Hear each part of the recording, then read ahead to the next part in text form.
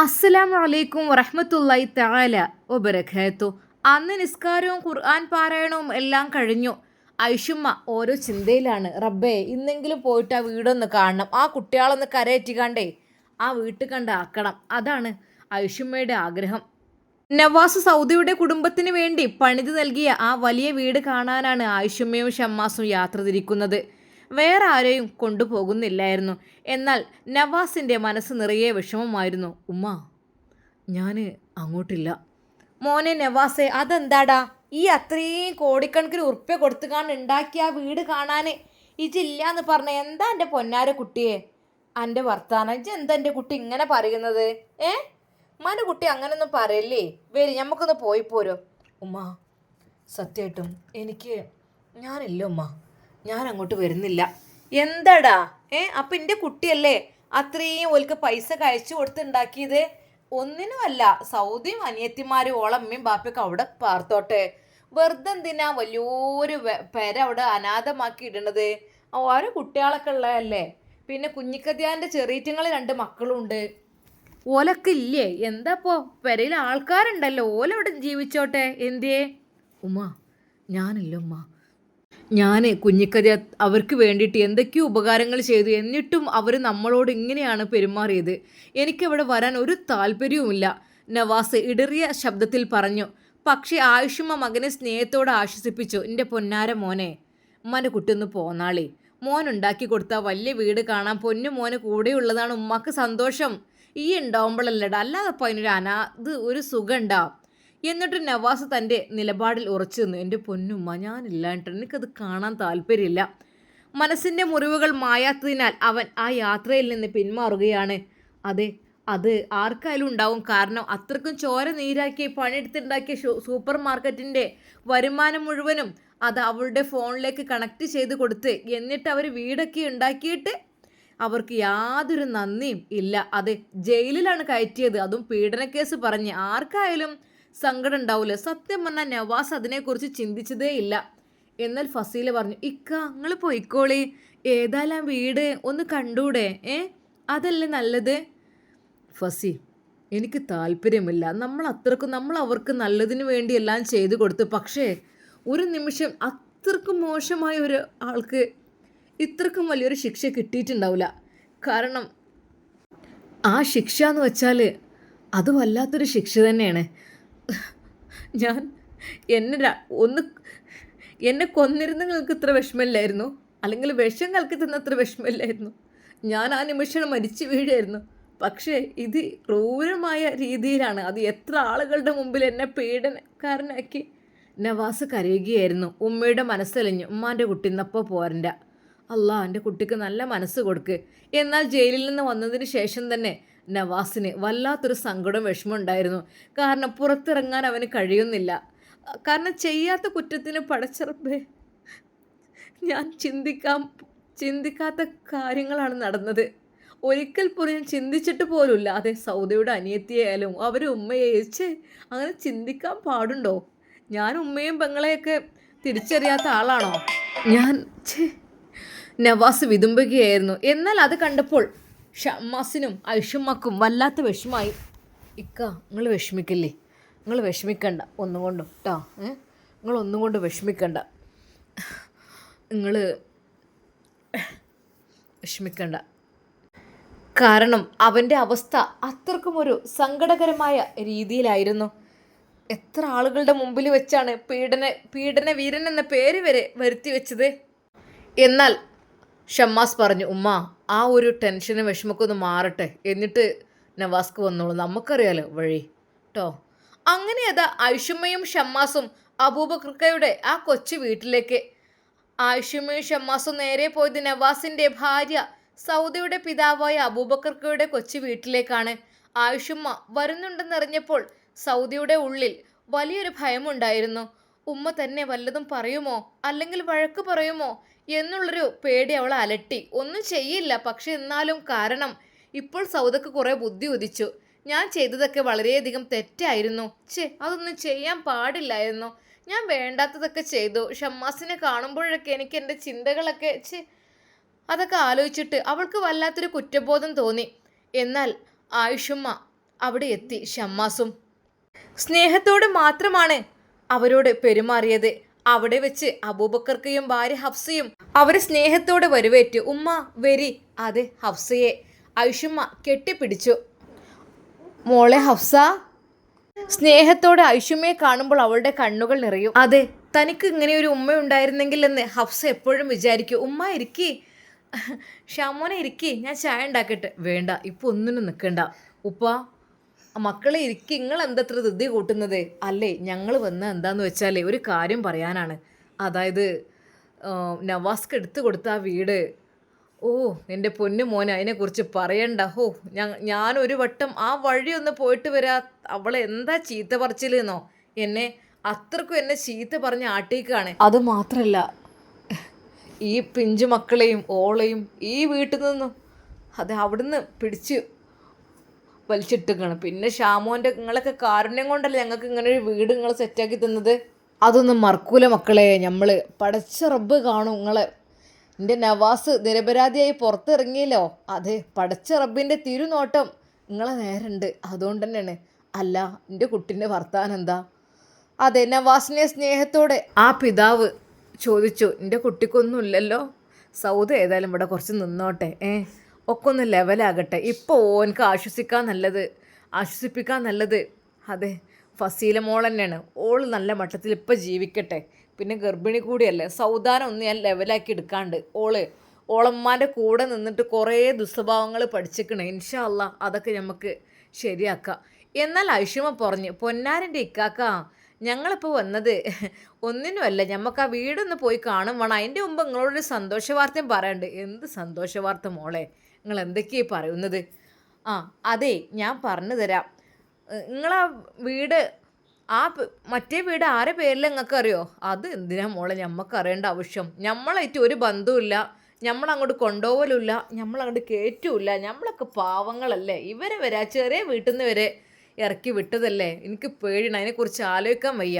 എന്നാൽ കേട്ടോളി അബൂബക്കർക്കാ. പിന്നെ ഉണ്ടല്ലോ, ആ വലിയ 4500 സ്ക്വയർ ഫീറ്റുള്ള ആ ഒരു വീടേ അബൂബക്കർക്കാൻ്റെ പേരിലാണ്. ലാ ഹൗല വലാ, എന്ത് നിങ്ങളീ പറയണത്? അതേനേ, ഇതാ കണ്ടോ രേഖകളും കാര്യങ്ങളുമെല്ലാം പെട്ടെന്ന് ഷമ്മാസ് എടുത്ത് കാണിച്ചെടുത്തു. അത് നിങ്ങളുടെ പേരിലാണ് കിടക്കുന്നത്. അതെ, അതിലേക്ക് കറണ്ട് കിട്ടാനും അതുപോലെ അതിലേക്കുള്ള കെട്ടിടത്തിൻ്റെതൊക്കെ പാസ്സാകാനൊക്കെ ടൈം പിടിക്കും. 3-4 മാസം പിടിക്കും, 5 മാസം പിടിക്കും എന്നൊക്കെ പറഞ്ഞപ്പോഴേ അതിനൊന്നും ഉൾക്കൊള്ളാനുള്ള ക്ഷമ കുഞ്ഞിക്കതിയാക്ക് ഉണ്ടായില്ല. അതുകൊണ്ട് തന്നെ പഴയ വീടുണ്ടെങ്കിൽ അതിൻ്റെ പേരിൽ കിട്ടുമെന്ന് പറഞ്ഞപ്പോൾ അങ്ങനെയാണ് അങ്ങനൊരു വീടുണ്ടാക്കിക്കണേ. അതുകൊണ്ട് കഴിച്ചിലായി. ശരിക്കും ആ പിതാവ് ഒരു നിമിഷം അദ്ദേഹത്തിൻ്റെ കണ്ണുകൾ നിറഞ്ഞു. മോനെ, ഞാൻ ഒരിക്കലും ആഗ്രഹിച്ചിട്ട് പോലുമില്ല. ഉപ്പ, നിങ്ങളെന്തിനെങ്ങനെ ടെൻഷനാകുന്നത്? അത് നിങ്ങളുടെ ഭാര്യ അഫ്സ, മകൾ സൗദ, അവരൊക്കെ എല്ലാ മക്കളും ഇവിടെ താമസിച്ചോട്ടെ. എന്തിനാ നിങ്ങൾ ഇത്ര റിസ്കിൽ ഇവിടെ താമസിക്കുന്നത്? ഈ ചെറിയ വീട്ടിൽ നിങ്ങൾക്ക് അവിടെ വിശാലമായ വീടുണ്ടല്ലോ. ഷമ്മാസിൻ്റെ വാക്കുകൾ കേട്ട് ആ പിതാവിന് വിശ്വസിക്കാൻ കഴിഞ്ഞില്ല. ഇല്ല മോനെ, അതൊന്നും ഉണ്ടാവില്ല. അതൊക്കെ അവളെ പേരിലായിരിക്കും. അവൾ എന്തൊക്കെ അതിനുള്ളിൽ ചെയ്തത് എനിക്കറിയില്ല മോനെ.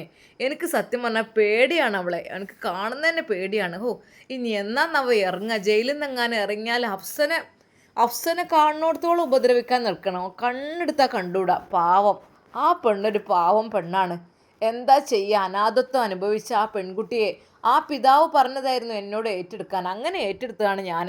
അല്ലാതൊരിക്കൽ പോലും ഞാൻ അറിയാം, ഒക്കെ അറിയാം ഞങ്ങൾക്ക്. അല്ലേ, അവളെ കൊല്ലും എന്ന് പറഞ്ഞ് അവൾ നടന്നേനു. പിന്നെ ആൾക്കാരിടയിൽ വെച്ച് മോളെ പ്രായമുള്ള പെണ്ണിനെ കെട്ടിയെന്നൊക്കെ പറഞ്ഞിട്ട് ഞാൻ എൻ്റെ ഒരു അവസ്ഥ കൊണ്ട് കെട്ടിപ്പോയതാണ്. അല്ലാതെ ഒരിക്കൽ പോലും ഞാൻ വെറുതെ അങ്ങനെ ചെയ്തതെന്നല്ല. നിങ്ങൾക്കറിയാലോ എൻ്റെ അവസ്ഥ. ഉപ്പ ഞങ്ങൾക്ക് അറിയണ്ട. എന്നാൽ അപ്പോഴേക്കും അതാ സൗദ പതുക്കെ അങ്ങോട്ട് വന്നു. ഉമ്മ, മോളെ സൗദ, അസുഖം കുഴപ്പമൊന്നുമില്ലല്ലോ? ഇല്ല. സൗദ അപ്പോൾ ഒരു പാവമായി മാറിയിരുന്നു. മോളേജ് പുത്തൻവീട് തറവാട്ടൊക്കെ പോകുന്നില്ലേ? ഉമ്മ, ഞാൻ കുറച്ച് ദിവസം കഴിഞ്ഞിട്ട് വന്നോളാം. ഇപ്പോൾ എന്തായാലും നവാസ്കക്ക് ഫസീലത്തുണ്ടല്ലോ കാര്യങ്ങളൊക്കെ നോക്കാനൊക്കെ. ഞാൻ കുറച്ച് ദിവസം കഴിഞ്ഞിട്ട് വന്നോളട്ടോ. എനിക്ക് എന്തൊക്കെയോ കുറ്റബോധം. എനിക്ക് എങ്ങനെ ഇനി അവരൊക്കെ മുഖത്തൊക്കെ ഞാൻ നോക്കും, എനിക്കറിയില്ല. മോളെ, നീ വിഷമിക്കണ്ട. എനിക്ക് ഈ പ്രായശ്ചിത്തം എനിക്ക് വന്നല്ലോ, എൻ്റെ മനസ്സിക്ക് ഇങ്ങനെ ഒരു ഇത് വന്നല്ലോ, അതന്നെയാണ് വലിയ ഹയർ കേട്ടോ. മോളെ, നമ്മളിതേ തെറ്റ് ചെയ്താൽ പടച്ച റബ്ബിനോട് അത് പൊറുക്കലിനെ തേടിക്കഴിഞ്ഞാൽ അള്ളാഹു സുബ്ഹാനഹു വ തആല നമ്മളുടെ കൂടെ ഉണ്ടാവും എന്നതിൻ്റെ ഉത്തമ ഉദാഹരണം തന്നെയാണ് ഇത്. ഉമ്മ എന്നോട് ക്ഷമിക്കണം ഉമ്മ. അവൾ കരയുകയായിരുന്നു. മോളെ ഞാനിപ്പോൾ എന്നോ കരയിപ്പിക്കാൻ ഇതിനൊന്നല്ല വരുന്നത്. ഞമ്മക്ക് നിങ്ങളെ ആ വീടൊന്ന് കാണാൻ പോവുക. ഇജ്ജ് അവിടെ താമസിച്ചിരുന്നില്ലേ? ഉമ്മ വേണ്ട, അങ്ങോട്ട് ഞാൻ ഇല്ല. എന്നെ അവിടെ കെട്ടിയിട്ടതായിരുന്നു. എന്നെ റൂമിൽ കെട്ടിയിട്ട് ഉപദ്രവിച്ച് തലേണ കൊണ്ട് എൻ്റെ ഉമ്മയും അനിയത്തിയും മുഖം എൻ്റെ അമർത്തി കൈകാലുകൾ കെട്ടി അങ്ങനെ പലതും കാട്ടിയിരുന്നു. ഉമ്മ ഞാൻ ഇല്ല, എനിക്ക് പേടിയാണ്. ഉമ്മ എങ്ങാനും കയറി വന്നാലേ പിന്നെ എനിക്ക് ഒന്നും ചെയ്യാൻ പറ്റൂല. അവളും ഇല്ലെന്ന് പറയുകയായിരുന്നു. എന്താ റബ്ബേ ചെയ്യുക, എൻ്റെ കുട്ടി കഷ്ടപ്പെട്ടൊരു വീടുണ്ടാക്കിയിട്ട് അതിക്ക് പോരാൻ വരെ പേടിയാണ് ഓൾക്ക്. ആ ഓളമ്മ ഓരോന്ന് കാട്ടിക്കൂട്ടിയിട്ട്. എന്നാൽ ഉപ്പ പറഞ്ഞു, എന്നാൽ സൗദ ഇവിടെ നിന്നോട്ടെ, സൗദി മക്കളും ഇവിടെ നിന്നോട്ടെ. അതെ, ചെറിയ മക്കളെയും കൊണ്ട് നമുക്ക് പോകാം. അഫ്സ മോളെ, ഇക്ക നിങ്ങൾ പോയിക്കോളിട്ടോ, ഞാൻ ഇവിടെ നിന്നോളാം. എന്നാൽ ഐഷുമ പറഞ്ഞു, പൊന്നു മോളെ ഹഫ്സ, മോള് വാ. മോൾ ഉണ്ടാകുമ്പോഴല്ലേ അതിനൊക്കെ ഒരു രസമുള്ളൂ. മോളും കൂടെ വാ. മോളല്ലേ ഇവരൊക്കെ ഇപ്പോൾ നോക്കണത്. ഇവർക്ക് ധൈര്യം പകരാനും എല്ലാത്തിനും മോളെന്നല്ലേ ഉള്ളത്. സ്നേഹത്തോടെ ഐഷുമ്മ ഹഫ്സയെയും വിളിച്ചു. അങ്ങനെ അതാ ഹഫ്സയും ഉപ്പയും ഷമ്മാസും ഐഷുമ്മയും ഹഫ്സയുടെ ചെറിയ 2 മക്കളും ഷമ്മാസിൻ്റെ കാറിൽ കയറുന്നു. അല്പസമയത്തെ യാത്രയ്ക്ക് ശേഷം എല്ലാവരും കൂടി എത്തിച്ചേർന്നത് ആ ഒരു വലിയ ബമ്മാട് പോലുള്ള വീട് സ്ഥിതി ചെയ്യുന്ന ആ കൂറ്റൻ വീടിൻ്റെ മുന്നിലാണ്. 4500 സ്ക്വയർ ഫീറ്റിൽ വെണ്ണക്കല്ലുകളും അലങ്കാര വിളക്കുകളും കൊണ്ടൊരുക്കിയ പ്രൗഢിയുള്ള വീട് കണ്ടപ്പോൾ എല്ലാവരും അത്ഭുതപ്പെട്ടു. ആ കൂറ്റൻ ഗേറ്റ് മെല്ലെ തുറന്നപ്പോൾ ആയിഷുമ്മയും ഷമ്മാസും അബൂബക്കറുടെ കുടുംബവും കണ്ടത് ഒരു സാധാരണ വീടല്ലായിരുന്നു, മറിച്ച് സ്വപ്നങ്ങൾ കൊണ്ട് പണിതുയർത്തിയ ഒരു സാമ്രാജ്യമായിരുന്നു. നവാസിൻ്റെ വിയർപ്പും കഷ്ടപ്പാടുകളും ആ മണ്ണിൽ ഏതു വിധത്തിലാണ് വിളഞ്ഞു നിൽക്കുന്നത് എന്ന കാഴ്ച വിളിച്ചോതി. പ്രകൃതിയും സാങ്കേതിക വിദ്യകളും എല്ലാം സമ്മേളിക്കുന്ന മുറ്റം. വിശാലമായ മുറ്റവും ഇൻ്റർലോക്കും ഗേറ്റ് കടന്ന് ഉള്ളിലേക്ക് പ്രവേശിച്ചപ്പോൾ തന്നെ കണ്ണഞ്ചിപ്പിക്കുന്ന വിശാലമായ മുറ്റമാണ് അവരെ എതിരേറ്റത്. പാകിയ ഇൻ്റർലോക്കുകൾ കൃത്യതയോടെ ക്രമീകരിച്ചിരിക്കുന്നു. ഓട്ടോമാറ്റിക് ഗാർഡൻ സെറ്റപ്പും ഒരു ഭാഗത്ത്. മുറ്റത്തിൻ്റെ മറുവശത്ത് പച്ചപ്പ് നിറഞ്ഞ മനോഹരമായ ഗാർഡൻ. മനുഷ്യകരങ്ങളുടെ സഹായമില്ലാതെ ചെടികൾക്ക് സ്വയം വെള്ളം നനയ്ക്കുന്ന ഓട്ടോമാറ്റിക് സ്പ്രിംഗ്ലർ സിസ്റ്റത്തിൽ നിന്ന് ചാറ്റൽ മഴ പോലെ വെള്ളം പമ്പ് ചെയ്യുന്നത് കണ്ട് ഹഫ്സയുടെ ചെറിയ കുട്ടികൾ അത്ഭുതത്തോടെ കൈയടിച്ചു. വലതുഭാഗത്തായി തെളിനീരുള്ള നല്ലൊരു കിണർ പണിതിരിക്കുന്നു. അതിനടുത്ത് തന്നെ വിശാലമായ പോർച്ചിൽ വിലപിടിപ്പുള്ള വലിയൊരു ആഡംബര കാർ തിളങ്ങി നിൽക്കുന്നുണ്ടായിരുന്നു. നാച്ചുറൽ സ്റ്റോണിൻ്റെ അഴകാണെങ്കിൽ പറയാനും വയ്യ. മുറ്റത്തിൻ്റെ പ്രധാന വഴികളിലെല്ലാം പ്രകൃതിദത്തമായ നാച്ചുറൽ സ്റ്റോണുകൾ പതിച്ച് ഗ്രാമീണതയും ആധുനികതയും സമന്വയിപ്പിച്ചിരിക്കുന്നു. എന്നാൽ ആ സിറ്റ് ഔട്ട് കണ്ടപ്പോൾ ശരിക്കും അതാ ഹഫ്സ ഞെട്ടി. രാജകീയമായ സിറ്റ് ഔട്ട്. നടന്നിറക്കും തോറും അവരുടെ എല്ലാം നെഞ്ചിടിപ്പ് കൂടി വന്നു. അത് ഷമ്മാസും ശരിക്കും അത്ഭുതപ്പെട്ടു. എന്നാൽ ഐഷുമ്മ വിചാരിച്ചു, റബ്ബേ എൻ്റെ കുട്ടി എത്രയും അധ്വാനിച്ചുണ്ടാക്കിയതാണല്ലോ ഈ കൊട്ടാരം എന്നോർത്ത് ആ ഉമ്മയുടെ കണ്ണുകൾ നിറഞ്ഞു. പഠിച്ചവനെ, എൻ്റെ കുട്ടി ഇത്രയും അധ്വാനിച്ചുണ്ടാക്കിയ ഈ ഒരു വീടും പരിസരമൊക്കെ റഹ്മാനെ, എന്നിട്ടും അവർക്കത് തോന്നിയല്ലോ കേസ് കൊടുക്കാൻ. എൻ്റെ കുട്ടി വെറുതെ അല്ല വരാഞ്ഞിരുന്നത്. കാരണം ഒരു കുടിയിരിക്കൽ പരിപാടിക്ക് വരെ പുത്തൻ വീട്ടു തറവാട്ടുകാരെയും നവാസിനെ അവർ വിളിക്കേ ഒന്നും ചെയ്തിട്ടില്ല തോന്നുന്നു. അത് പഠിച്ചോൻ, ആ റായിലെ ഷെറീനെ ഓലൊക്കെ വന്ന് കണ്ടക്കണ്, വീടിൻ്റെ മഹത്വമൊക്കെ പറഞ്ഞു കേട്ടിരുന്നല്ലോ. എന്താ റബ്ബേലെ, ഇങ്ങനെ ഉണ്ടാവുമല്ലോ മനുഷ്യന്മാർ. എൻ്റെ കുട്ടി ചോര നീരാക്കി ഉണ്ടാക്കിയതായിരുന്നു.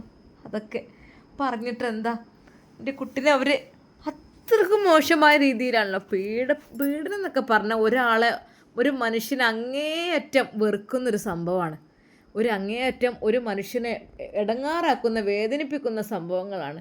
പടച്ച റബ്ബേ, അല്ലാ റഹ്മാനെ, നീ കാത്തുരക്ഷിക്ക് തമ്പുരാനേ.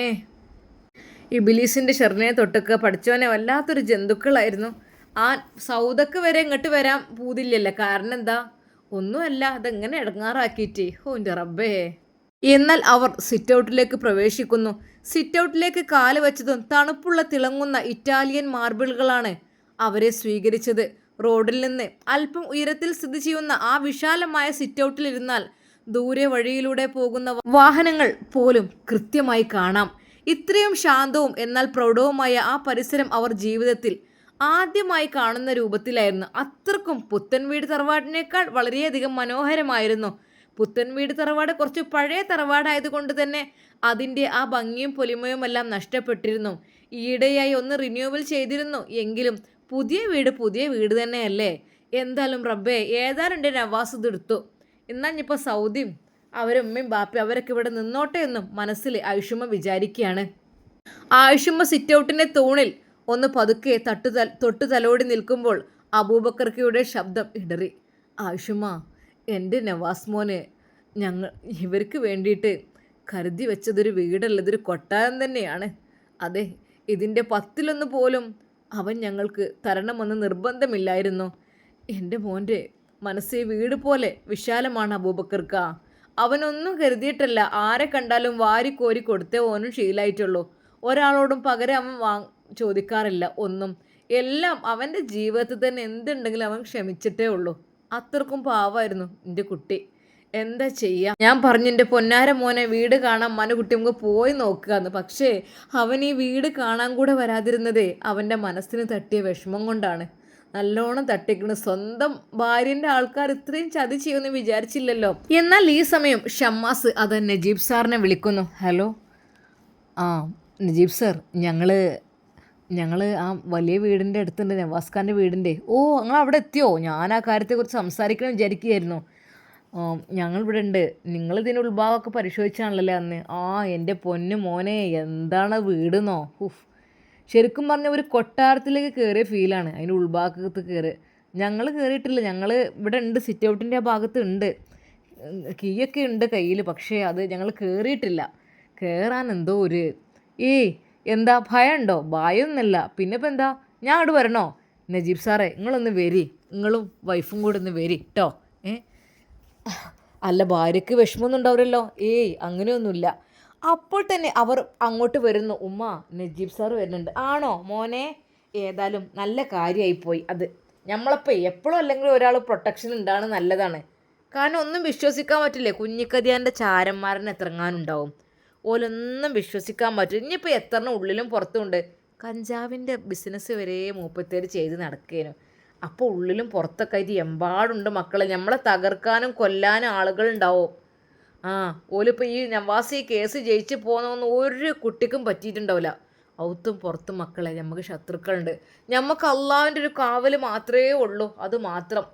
ഉമ്മ, എന്നാൽ നമുക്ക് നാളെ തന്നെ നമ്മളെ മറ്റേ പരിപാടി സെറ്റാക്കിയാലോ? നാളെ മറ്റന്നാളായിട്ട്. മോനെ, ഞാൻ മനസ്സിൽ വിചാരിക്കുന്നുണ്ട്, നമുക്ക് എന്തെങ്കിലും തട്ടുമുട്ടി ഇടങ്ങാറൊക്കെ ഉണ്ടെങ്കിൽ പടച്ച റബ്ബ് അത് നീക്കി തരട്ടെ. കാരണം നമുക്ക് നമ്മളെ ജീവിതത്തിൽ എന്തൊക്കെ വരാൻ പറ്റില്ല. നമുക്ക് എപ്പോഴും നമ്മളെ മുത്ത് ഹബീബ് സല്ലല്ലാഹു അലൈഹി വസല്ലമക്ക് വരെ സിഹ്റേറ്റതാണ്. ഖുൽ അഊദു ബിറബ്ബിൽ ഫലഖ് എന്നുള്ള ആ ഒരു സൂറത്തൊക്കെ ഇറങ്ങിയതൊക്കെ അറിയില്ലേ? അതന്നെ നമ്മൾ ഈ ഒരുപാട് ആളുകൾ പല രീതിയിലും നമ്മളെ ഇടങ്ങാറാക്കാനുണ്ടാവും. ഒന്നല്ലെങ്കിൽ ഒന്ന്. ഇപ്പം നോക്കാം, സൗദക്കും വരാൻ തോന്നില്ലേ വീട്ടിക്ക്, അതേപോലെ തന്നെ നവാസിനും. അപ്പം തന്നെ എന്തോ ഒരു ഇതന്നല്ലേ. പിന്നെ അബൂബക്കർക്കാനെ നമ്മളോട് കൊടുന്നതാണ് അല്ലേ. ഞാൻ പറയും, ഇതിപ്പോൾ അനാഥമായി ഇങ്ങനെ കെടുക്കുകയാണ്. ഇനിയിപ്പോൾ എത്ര കാലം ഒരു ശിക്ഷ അനുഭവിച്ച് വരുമ്പോഴത്തേനൊക്കെ ഇതൊരു ഭാഗം നശിച്ചു പോയി തുടങ്ങൂലേ. നമ്മളെ വീട്ടിൽ പാർപ്പുണ്ടെങ്കിലല്ലേ നല്ല മട്ടത്തിന് വീടിങ്ങനെ നല്ലഞ്ചേൽക്ക് നിൽക്കുള്ളൂ. എന്നാൽ തന്നെ ഇപ്പോൾ എന്തൊക്കെ അയക്കണമെന്നാവോ. അപ്പോഴേക്കും അതാ നമ്മുടെ നജീബ് സാറ് വരുന്നു. നജീബ് സാറും വൈഫും കാറിൽ വന്നിറങ്ങി. എന്നാൽ അത് ആയിഷുമ്മയെ കണ്ടപ്പോൾ നജീബ് സാറിൻ്റെ വൈഫ് ഷഹർബാൻ ഓടി വന്നു. ഉമ്മ, അസ്സലാമു അലൈക്കും. വലൈക്കും അസ്സലാം. മോളെ പോലീസ് വേഷത്തിലല്ലാതെ കാണാൻ നല്ല മൊഞ്ചുണ്ട് കേട്ടോ. പോലീസ് വേഷം ഇട്ടാൽ വേറെ മൊഞ്ചാ, അല്ലാതെ കാണാനും. ഉമ്മ, ഇപ്പം ഞാൻ കുറച്ച് ലീവ് എടുത്തിട്ടുണ്ട്. മോളെ, അൽഹംദുലില്ലാ, പടച്ച റബ്ബിൻ്റെ കാരുണ്യല്ലേ. അതെ ഉമ്മ, ഉണ്ടാവില്ല, കുട്ടികളുണ്ടാവില്ല എന്നൊക്കെ പറഞ്ഞതായിരുന്നു. ഒരുപാട് ഓപ്പറേഷൻ വേണം, അത് വേണം, ഇത് വേണം എന്നൊക്കെ. എന്നാലും അത്രയും ക്ഷമിച്ച് നിന്ന് പടച്ച റബ്ബിനോട് പറഞ്ഞു. പിന്നെ ഷമ്മാസിൻ്റെ കെയർ ഓഫിൽ ഇങ്ങനൊരു മുഹ്സിൻ തങ്ങളുള്ള കാര്യം പറഞ്ഞപ്പോൾ, അതെ, നമ്മളൊക്കെ തന്നെ പഠിച്ചവനോട് അത്ര ഒന്നും അടുക്കാത്തവരല്ലേ. അവരൊക്കെ പഠിച്ച റബ്ബിനോട് നല്ലോ അടുത്ത ആളുകളായിരിക്കും.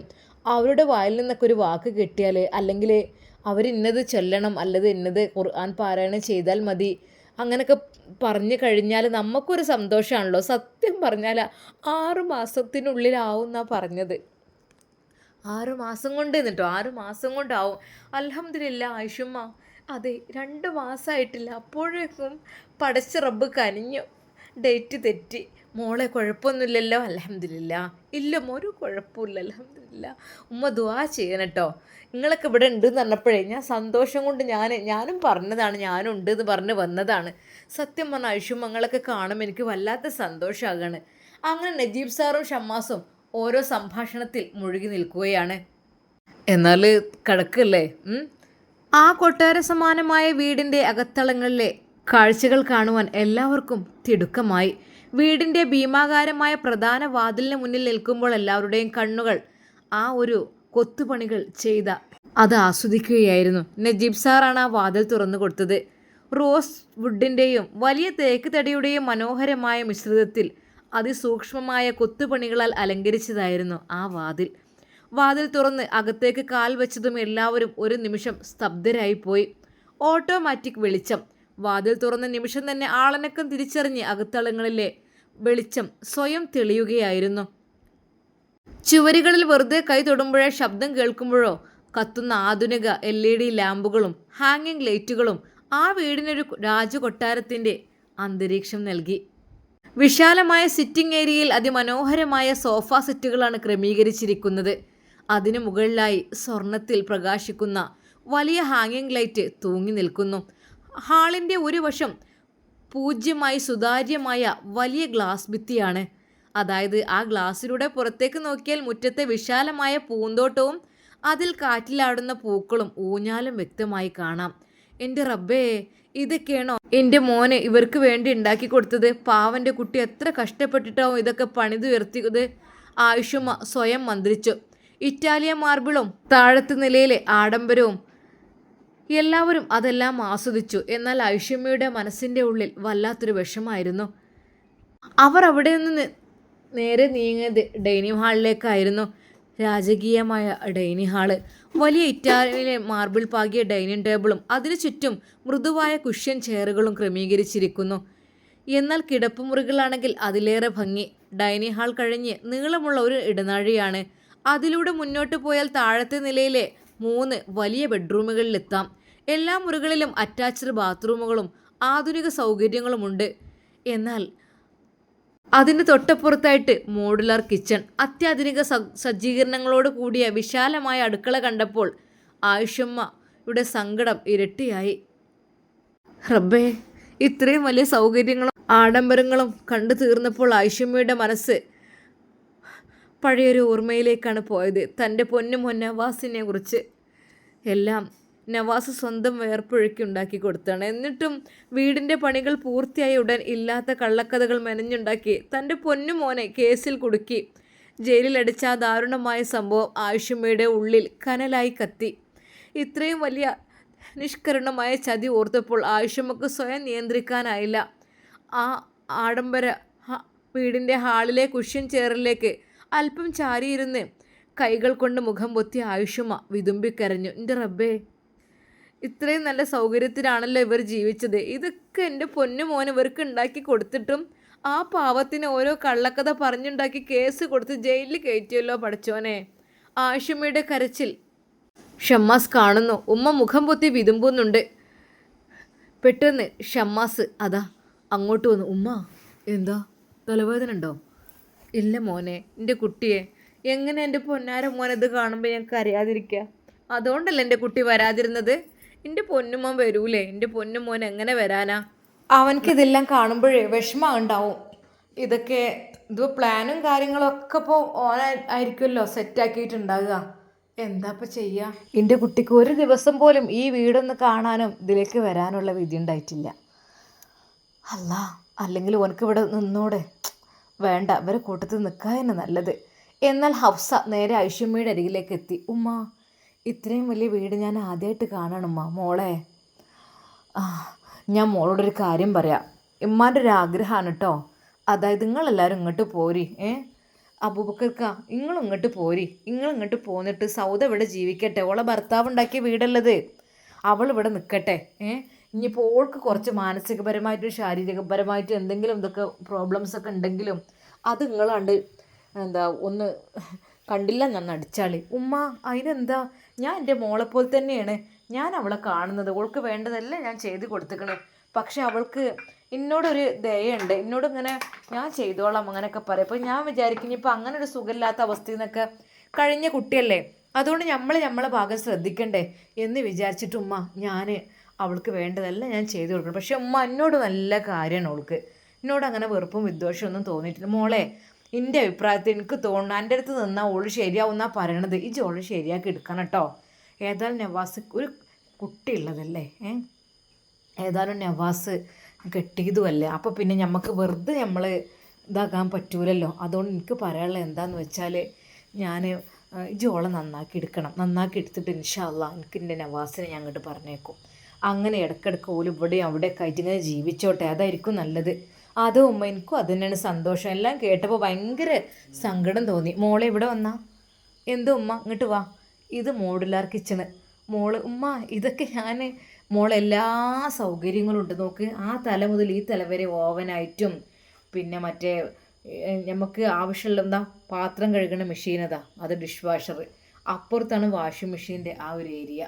പിന്നെ ഇതാ ഇവിടെ ഗ്യാസ് അടുപ്പ് കാര്യങ്ങൾ, പിന്നെ കബോർഡുകൾ, അതുപോലെ ഈ ഇങ്ങനെ സാധനങ്ങളൊക്കെ വെക്കണത്, പിന്നെ ഫ്രിഡ്ജ് ഇതാ നല്ല അത്യാവശ്യം വലിപ്പമുള്ള ഫ്രിഡ്ജ് കാര്യങ്ങൾ ഒക്കെ എല്ലാം സെറ്റാണ് ഇതിൽ.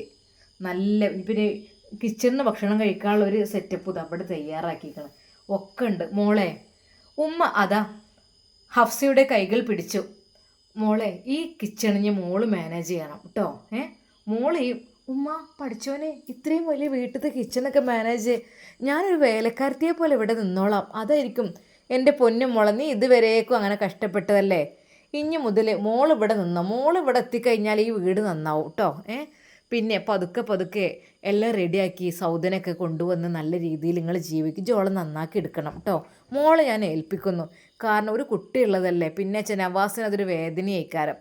അപ്പോൾ ഉമ്മ ആ കാര്യത്തിൽ ഞാൻ ഏറ്റു ഉമ്മ, തീർച്ചയായും. പിന്നെ നമ്മൾ ഉസ്താദിൻ്റെ ക്ലാസ്സിനെ കേട്ടാൽ പോരെ, അത് കേൾക്കുമ്പോൾ തന്നെ വല്ലാത്തൊരു ആശ്വാസമാണ്. മോളെ അതും സൗദനെ ഈ ഒന്ന് കേൾപ്പിച്ച് കൊടുക്കണം, ഓൾ ഇതുവരെ അതിന് കൂട്ടാക്കിയിട്ടില്ല. പിന്നെ നമ്മളൊന്നും പറഞ്ഞാൽ ചിലപ്പോൾ കേൾക്കൂലേക്കാരം, അപ്പോൾ മോള് പറഞ്ഞാൽ കേൾക്കും. ഹഫ്സയോട് ഉമ്മ അതാ അത് പറയുന്നു. എന്നാൽ ഷമ്മാസ് ഉമ്മയുടെ അരികിലേക്ക് വന്നു. ഉമ്മ എന്തായാലും സെറ്റപ്പ് വീട് അടിപൊളിയാണ്, പുത്തൻ വീടിനേക്കാളൊക്കെ എത്ര. മോനെ അത് പഴയ വീടല്ലടാ, ഇനി നമുക്കുമ്മ ഉണ്ടാക്കുമ്പോൾ ഇതുപോലത്തെ ഉണ്ടാക്കല്ലേ എൻ്റെ പൊന്നാര മോനെ, ഇനിയിപ്പോൾ മരിക്കോളം അമ്മക്ക് ആ വീട് മതി. അവിടുന്ന് നമ്മളെ ബാപ്പ മരിച്ചിറങ്ങി പോയതല്ലേ, അപ്പോൾ എനിക്കും അവിടുന്ന് തന്നെ മരിച്ചിറങ്ങി പോകണം എന്നാണ് പൂതി, ഉമ്മാനെ മനസ്സത്തെ ആഗ്രഹം കേട്ടാ. അവിടുന്ന് പിന്നെ നമ്മളെ പെരക്കൊക്കെ മാറ്റം വരുത്തിക്കണമെങ്കിലും ആ റൂമും ഉമ്മ കിടന്നതിൻ്റെ റൂമും എൻ്റെ കുട്ടീൻ്റെ ബാപ്പ കിടന്ന റൂമൊക്കെ ആ ഒരു റൂം ഇപ്പോഴും അതാ തന്നെയാണ്. അതാണ് എനിക്ക് ഇപ്പോഴും തൃപ്തി. വേറൊരിടത്തും ഉമ്മാക്ക് വലിയ ഒരു തൃപ്തി ഇല്ല. അതുകൊണ്ട് ഉമ്മാൻ്റെ കുട്ടി ഇനിയിപ്പോൾ പേരെ പൊളിക്കൊന്നും വേണ്ട, അവിടെ തന്നെ അങ്ങോട്ട് ഉമ്മ മരിച്ചോളൂ. ഇനിയിപ്പോൾ ഏറി എന്നാൽ ഒരു ഇപ്പോൾ കഴിഞ്ഞു, എന്നാലും ഇപ്പോൾ ഒരു 4-5 കൊല്ലം തന്നെ ഞാൻ പോകുമെന്ന് എനിക്ക് തോന്നുന്നില്ല, കണക്കനുസരിച്ചിട്ടാ. ഇതപ്പോൾ ഒന്നോ നാളെ വെച്ചിട്ട് ഇങ്ങനെ കാത്തിരിക്കല്. ഉമ്മ നിങ്ങൾ പറയില്ല ഉമ്മ, ഞാൻ പോയിട്ട് നിങ്ങളൊക്കെ പോയാൽ മതി. ഷാമോനെ ജെ മിണ്ടരുതിട്ടോ, ആ ഉമ്മാർക്ക് ഒരിക്കലും സഹിക്കാൻ പറ്റാത്തതാണ് കേട്ടോ. ഉമ്മയും ബാപ്പയും ജീവിച്ചിരിക്കുമ്പോൾ മക്കൾ പോകണം എപ്പോഴും എനിക്കതൊരു പൂതിയാവും. ഉമ്മ അതിനു മുമ്പ് ഞാൻ മരിച്ചു കഴിഞ്ഞാൽ നിങ്ങളെ പ്രാർത്ഥന എനിക്ക് ഉണ്ടാവുമല്ലോ, അങ്ങനെ ഞാൻ രക്ഷപ്പെടുമല്ലോ. അതിന് എൻ്റെ കുട്ടി ഒന്നും തെറ്റുകുറ്റമൊന്നും ചെയ്തിട്ടില്ലല്ലോ, എൻ്റെ കുട്ടി നന്മയല്ല എല്ലാവർക്കും ചെയ്തിട്ടുള്ളൂ. എൻ്റെ ഉമ്മ നിങ്ങൾ അങ്ങനെ എന്തൊക്കെ തന്നെ. മോനെ ഷാമോനെ ഇവിടെ വാ, ഞാൻ പറയണതേ ഈ ഹഫ്സ മോൾ ഉണ്ടല്ലോ, ഓള് എനിക്ക് എൻ്റെ കാഴ്ചപ്പാടിൽ ഓള് നല്ലൊരു മോളാണ് എല്ലാം കൊണ്ടും. അപ്പോൾ ഓൾക്ക് ഈ പെരൻ്റെ അടുക്കളയും ഒക്കെ നമുക്കത് കൊടുക്കുക. ഓൾ ഇവിടെ ഉമ്മായി ജീവിക്കട്ടെ, അതാണ് അതിൻ്റെ ബർക്കത്ത്. നോക്കേണ്ട ഈ വീട്ടിൽ നല്ല സമാധാനം ബർക്കത്തും ഉണ്ടാവും. ഏതായാലും മൂപ്പരെ പേരിലായി ഈ വീടായതുകൊണ്ട് കഴിച്ചിലായി, കുഞ്ഞിക്കതിൻ്റെ പേരിലാണെങ്കിൽ പിന്നെ പറ്റൂലേനു. ഏതായാലും അൽഹംദുലില്ലാ ഭാഗ്യമുണ്ട്. ഇനി ഓല് ഇറങ്ങി വരുമ്പോൾ കുഞ്ഞിക്കതിയൊക്കെ അവിടെ ഒരു അപ്പുറത്തൊരു വീടുണ്ടല്ലോ, ബല പഴയ വീടുണ്ടല്ലോ, അവിടെ നിന്നോട്ടെ. ഒന്ന് മറ്റോലെ ആട്ടി ഇറക്കി വിട്ട് വീട് അവിടെ നിന്നോട്ടെ. അല്ലെങ്കിലോ ഇനി ജീവിക്കാൻ വേണ്ടി കുഞ്ഞിക്കതിയാൾക്ക് ഇനിയിപ്പോൾ ഇവരിപ്പോൾ ജീവിക്കണം, നമ്മൾ എടുത്തു കൊടുത്ത വീടുണ്ടല്ലോ, അതൊരു തട്ടിലൊരു വീടാണല്ലോ, അത് ഓൽക്കാണ്ട് കൊടുക്കുക. എന്തേ ഉമ്മ ചോദിച്ചു നോക്കി. അങ്ങനെ അത് അബൂബക്കറിയോടും കാര്യങ്ങൾ പറഞ്ഞു. എന്നാൽ ഈ സമയം ഷഹർബാൻ അതാ ഹഫ്സയെ പരിചയപ്പെട്ടു. പേരെന്താണ്? ഹഫ്സത്ത ഇപ്പോൾ പറഞ്ഞു കേട്ടില്ലേ, നിങ്ങളാണ് ഈ വീട്ടിലത്തെ ഗൃഹനായികാന്ന്. നിങ്ങളിവിടെ നിൽക്കണം, അതുപോലെ സൗദയുടെ സ്വഭാവമൊക്കെ നന്നാക്കി എടുക്കണം. അപ്പോൾ ഇൻഷാല്ല നല്ലൊരു കുടുംബജീവിതം ഇവിടെ ഉണ്ടാകും കേട്ടോ. ശരിക്കും ഷഹർബാനും അത് പറഞ്ഞപ്പോൾ ഹഫ്സയുടെ കണ്ണുകൾ നിറഞ്ഞു. അതെ, തെരുവിൽ അലഞ്ഞ് കഴിഞ്ഞിരുന്ന ഞാനും എൻ്റെ പിതാവും, അതെ, ചോർന്നൊലിക്കുന്ന വീട്ടിൽ കഴിഞ്ഞിരുന്ന ഞാനും എൻ്റെ പിതാവും, ചെരുപ്പ് കുത്തിയായ എൻ്റെ പിതാവ്, അതെ, തൻ്റെ മകൾ ഒരിക്കൽ പോലും ഇങ്ങനൊരു വീട്ടിൽ താമസിക്കുമെന്നത് എൻ്റെ ഉപ്പ സ്വപ്നത്തിൽ പോലും വിചാരിക്കുന്നുണ്ടായിരുന്നില്ല. അവൾ തൻ്റെ പിതാവിന് വേണ്ടി ദുആ ചെയ്തു. ഉപ്പ, അതെ, എല്ലാവരും പറയുന്നത് കേട്ടില്ലേ, ഇവിടുത്തെ കുടുംബിനിയായി ഞാൻ കഴിയണമെന്നാണ്. ഉപ്പ, എൻ്റെ ഉപ്പ അത് കാണാനുണ്ടായില്ലല്ലോ. അങ്ങനെ അതാ ഹഫ്സ കണ്ണീർ വാർക്കുന്നു. എന്നാൽ ഐഷുമ്മ അപ്പോഴേക്കും ഹഫ്സയുടെ കൈകൾ പിടിച്ചു പറഞ്ഞു, മോളെ, ഇനി മുതൽ നീ ഇവിടെ നിൽക്കണം കേട്ടോ. നീയും അതെ അബൂബക്കർക്കയും സൗദിയും മക്കളൊക്കെ ഇവിടെ കഴിഞ്ഞോളി. നിങ്ങൾ ഒരുപാട് കഷ്ടപ്പെട്ടതല്ലേ, ഇങ്ങളെ ആ ചെറിയ ആ കൊച്ചു കുടിലിൽ നിങ്ങളെ പഴയ വീട്ടിൽ നിന്ന് പിടിച്ചു വലിച്ച് പുറത്ത് കിട്ടതല്ലേ, അതിന് പകരമായിട്ട് പടച്ചോൻ തന്ന സമ്മാനാന്ന് നിങ്ങൾ കരുതിയാൽ മതി കേട്ടോ. ഹഫ്സയുടെ കണ്ണുകൾ നിറഞ്ഞു. ഇൻഷാ അല്ലാ നമുക്കിതിൻ്റെ ബാക്കി ഭാഗം നാളെ കാണാം. അതുവരേക്കും എല്ലാവർക്കും അസ്സലാമു അലൈക്കും വറഹ്മത്തുള്ളാഹി തആല വബറകാതുഹു.